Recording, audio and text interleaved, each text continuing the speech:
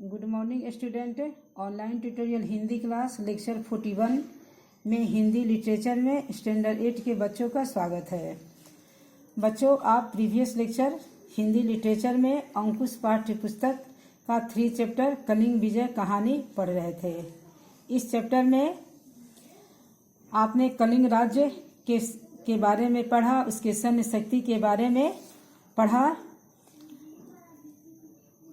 आपने यहाँ तक पढ़ा था कि सम्राट अशोक अपने दूत कलिंग राज के पास भेजते हैं और उनसे कहते हैं कि हम आपसे मित्रता का हाथ मिलाना चाहते हैं। लेकिन कलिंग के महाराज इस दूत का समाचार सुनकर कलिंग के महाराज अपने सभी राज्य मंत्रियों तथा राज्य के बड़े बड़े लोगों से दरबार लगाते हैं और उनसे इस संबंध में चर्चा करते हैं। लेकिन सभी लोग सम्राट अशोक से युद्ध करने के लिए तैयार होते हैं, उनसे मित्रता का हाथ मिलाने के लिए नहीं। मौर्य साम्राज्य कलिंग के महाराज कहते हैं कि मौर्य साम्राज्य की सारी शक्तियां हमें मिटाने के लिए पिल पड़ेंगी। इन शब्दों का कहना था कि सभी वीरों की आंखों से रक्त टपकने लगा और उन्होंने क्रोधित होकर अपनी तलवारें निकाल ली।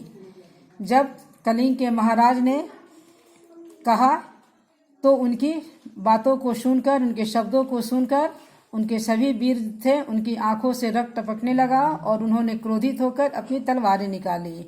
महाराज की आज्ञा पाकर सेनापति उठकर बोले, महाराज आप सत्य कहते हैं, परंतु हमने उनका क्या बिगाड़ा है जो आज मौर्य सम्राट हमें जीने भी नहीं देता। हम भले ही मिट जाएंगे परंतु किसी भी मूल्य पर अपनी स्वतंत्रता नहीं बेचेंगे। हमें भी तो संसार में जीने का अधिकार है। कलिंग के सेनापति बोलते हैं कि हम सभी युद्ध में मिट जाएंगे, लेकिन हम किसी भी कीमत पर अपनी स्वतंत्रता को नहीं बेचेंगे और हम मौर्य सम्राट के अधीन नहीं रहेंगे। कलिंग राज ने सबका रुख देखकर सम्राट अशोक को लिख भेजा, इस देश का बच्चा बच्चा अपनी जन्मभूमि के लिए मर मिटना जानता है। आपको हमारी बर्बादी से क्या लेना? आपको तो केवल अपना राज्य बढ़ाने की ही चिंता है। अब आपकी और हमारी मित्रता युद्ध भूमि में होगी। अपने मंत्रियों और दरबारियों की राय जानकर कलिंग राज ने सम्राट अशोक को पत्र लिखा। इसमें उन्होंने कहा कि इस देश का बच्चा बच्चा अपनी जन्मभूमि के लिए मर मिटना चाहता है। हमें अपनी बर्बादी की कोई चिंता नहीं है। अब हमारी मित्रता युद्ध भूमि में होगी। फिर क्या था, दोनों ओर की सेनाएं युद्ध भूमि में उतर पड़ी। एक ओर सम्राट अशोक की जय, मौर्य साम्राज्य अमर रहे, और दूसरी ओर कलिंग की जय और मातृभूमि अमर रहे के नारों से आकाश गूंज उठा। कई दिन तक भयंकर युद्ध होता रहा। रक्त की नदियां बह निकली। युद्ध भूमि में अनगिनत लाशें जहां तहां सड़ने लगी। वायु में इतनी दुर्गंध फैल गई कि सैनिकों को सांस लेना कठिन लगने लगा।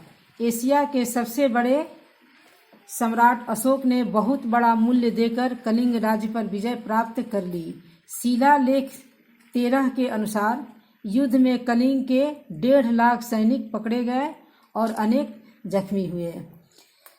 यह युद्ध बहुत भयंकर था। दोनों ओर की सेनाएं युद्ध भूमि में उतर पड़ी थी। एक तरफ सम्राट अशोक की जयकार हो रही थी, मौर्य साम्राज्य की जयकार हो रही थी, तो दूसरी तरफ कलिंग की जय और मातृभूमि अमर है के नारे लग रहे थे। यह युद्ध कई दिनों तक चलता रहा। इसमें अनगिनत लाशें जहां तहां सड़ने लगी थी और वायु में भी इतनी दुर्गंध फैल गई थी कि सैनिकों को सांस लेना भी कठिन लगने लगा था।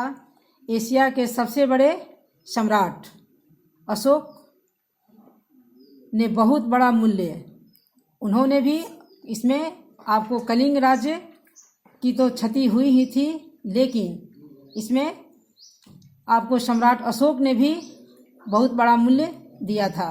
इस कलिंग पर विजय प्राप्त करने के लिए कलिंग के 1.5 लाख सैनिक भी पकड़े गए, अनेक जख्मी हुए।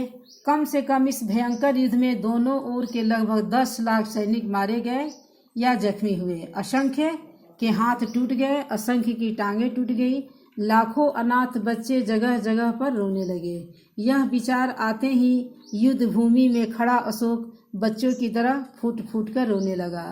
मंत्रियों ने बहुतेरा समझाया पर उसे शांति न हुई। इस भयावह युद्ध की भयावह दृश्य को देखकर अशोक का हृदय परिवर्तन हो गया। वह युद्ध भूमि में खड़े होकर बच्चे की तरह फूट फूट कर रोने लगे। मंत्रियों ने उन्हें बहुत समझाया पर उन्हें शांति नहीं हुई। इस युद्ध ने सम्राट अशोक का जीवन ही बदल दिया। उसने निश्चय किया, अब मैं किसी भी देश पर सेनाओं द्वारा आक्रमण नहीं करूंगा।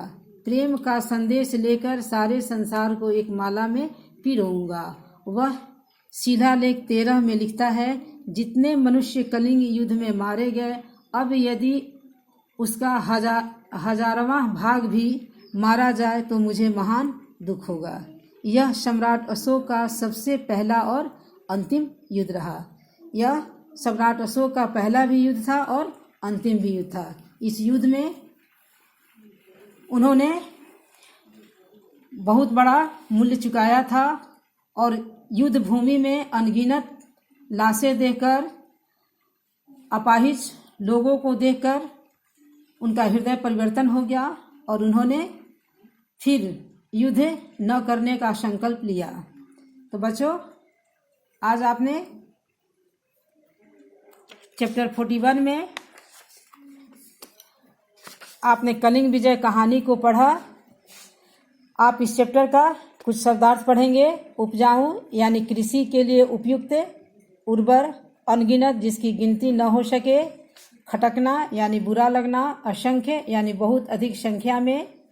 यहाँ कुछ मुहावरे हैं। ठाठे मारना यानी शान दिखाना, थाह पाना यानी रहस्यपूर्ण बात जानना, फूट फूट कर रोना यानी जोर जोर से रोना, दिन दूनी रात चौगुनी उन्नति करना यानी बहुत अधिक उन्नति करना, पील पड़ना यानी टूट पड़ना, आंखों से रक्त टपकना यानी अत्यधिक क्रोधित होना।